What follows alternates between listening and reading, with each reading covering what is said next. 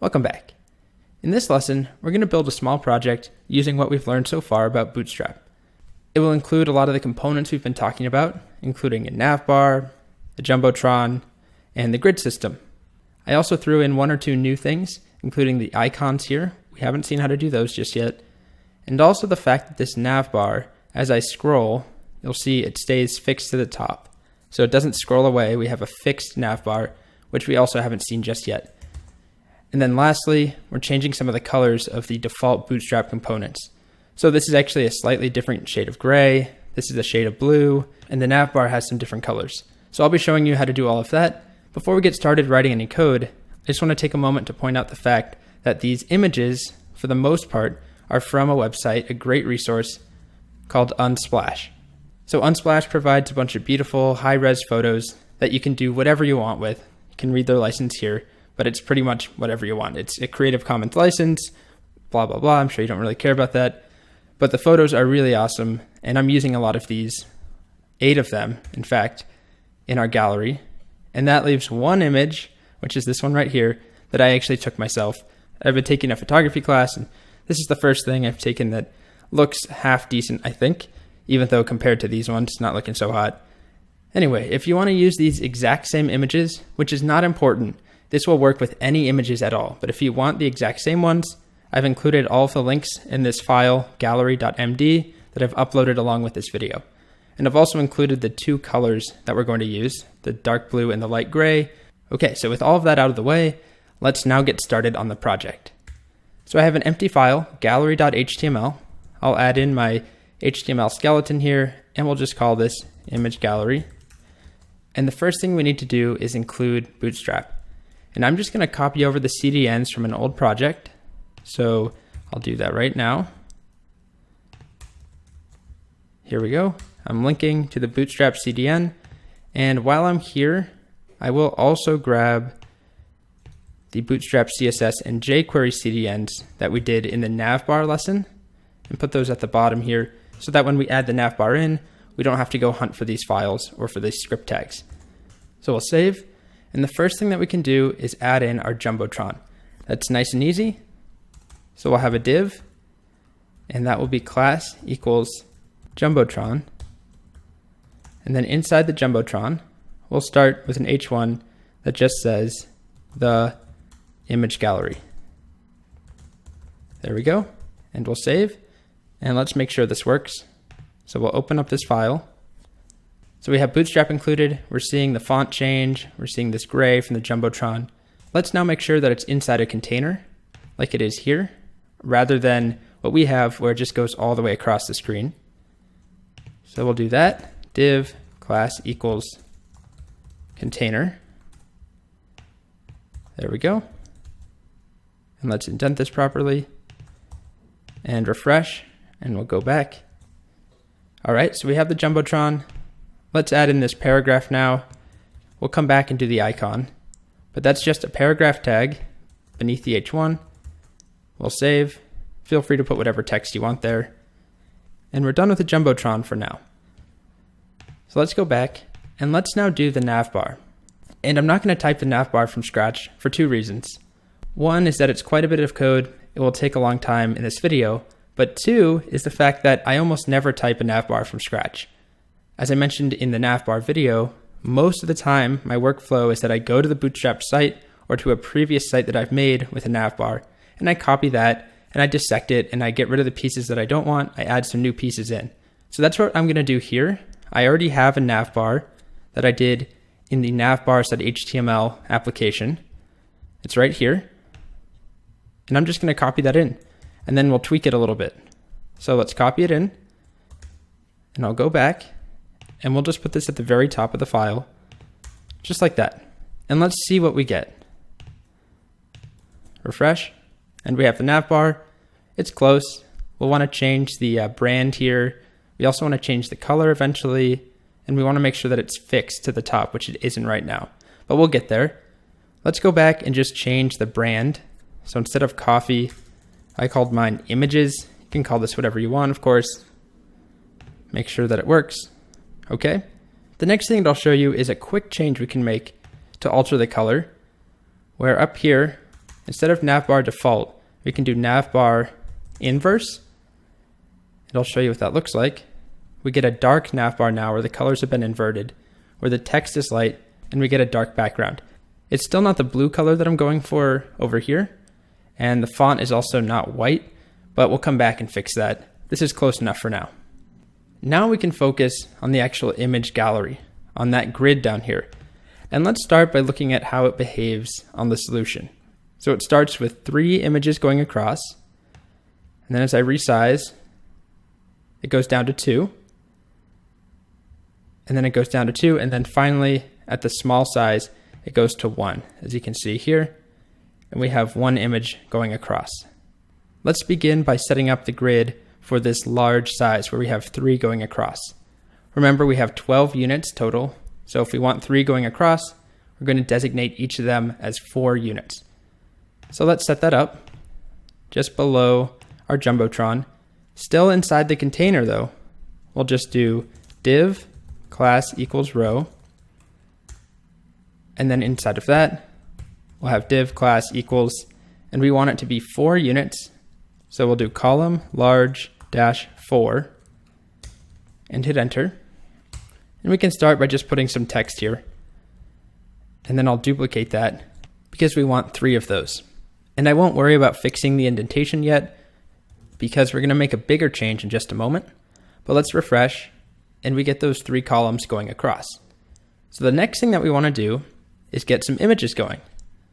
And I'll start by just taking the URL of my Golden Gate Bridge photo, and we're going to add an image tag rather than text.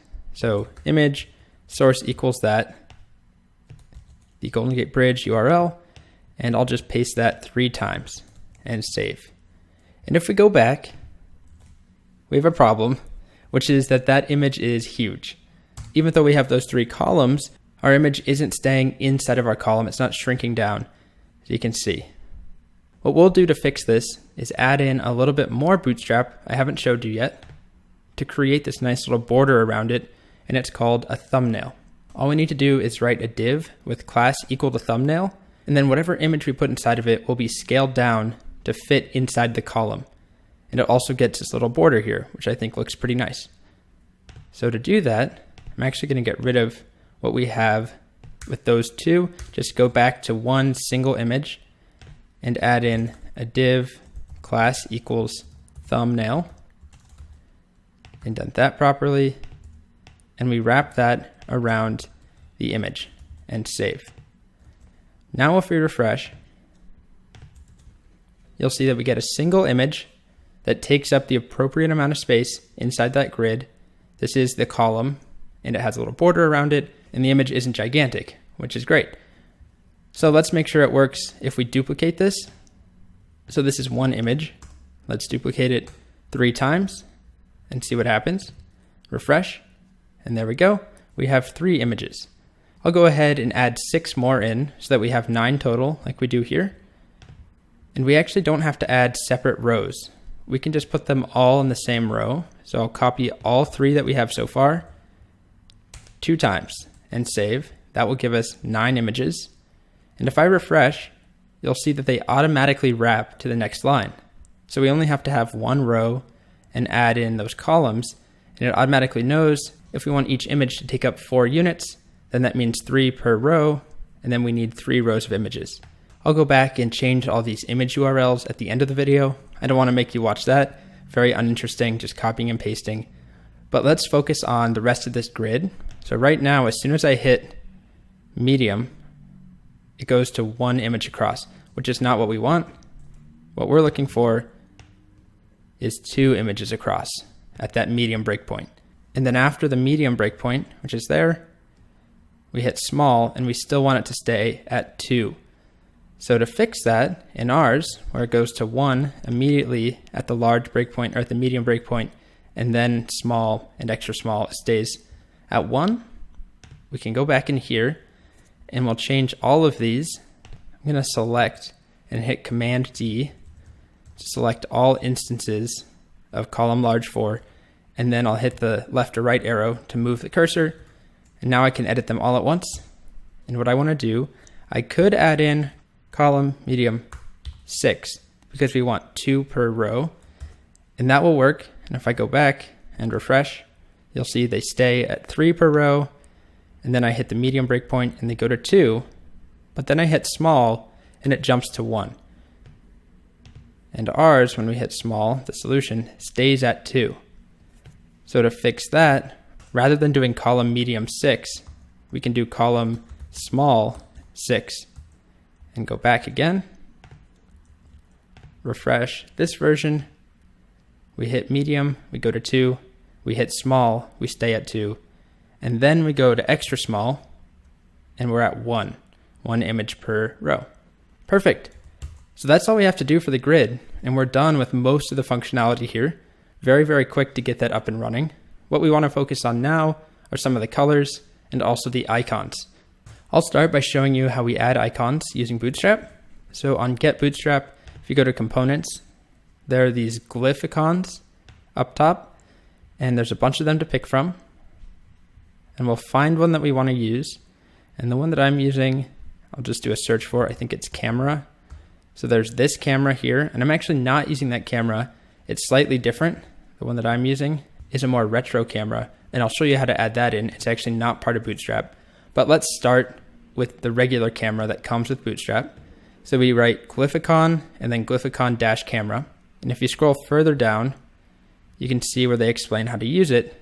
You create a span where class is equal to glyphicon and then glyphicon dash the name of the glyphicon. So let's copy this span in, and we'll start by doing it inside the H1. Just put it at the very beginning of the H1, and we want glyphicon dash camera. And we'll save and refresh. And just like that, we can get a camera in there. And if we want a space, we can either do it through padding, or we can just add a space right there, and we get a space. We can do the exact same thing for the navbar. And I used one, I think it's called photo. Go double check up here.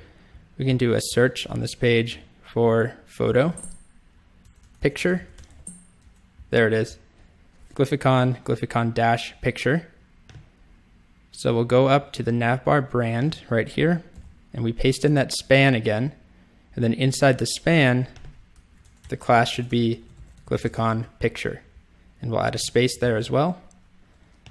We go back to our site, refresh, and we now have the little picture there, and we also have the camera. Next, let's tackle the navbar, and we'll start by making it fixed to the top. So you can see right now the navbar scrolls away, but on the solution, it stays there. And to do that, it's a single class that we have to add to our navbar.